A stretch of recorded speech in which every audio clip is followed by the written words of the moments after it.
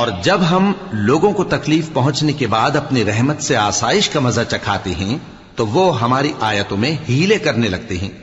کہہ دو کہ اللہ بہت جلد تدبیر کرنے والا ہے، اور جو ہیلے تم کرتے ہو ہمارے فرشتے ان کو لکھتے جاتے ہیں۔ وہی تو ہے جو تم کو جنگل اور دریا میں چلنے پھرنے اور سیر کرنے کی توفیق دیتا ہے، یہاں تک کہ جب تم کشتیوں میں سوار ہوتے ہو اور کشتیاں خوشگوار ہوا کی مدد سے سواروں کو لے کر چلنے لگتی ہیں اور وہ اس پر خوش ہوتی ہیں، تو ناگہاں زناٹی کی ہوا چل پڑتی ہے اور لہریں ہر طرف سے ان پر جوش مارتی ہوئی آنے لگتی ہیں،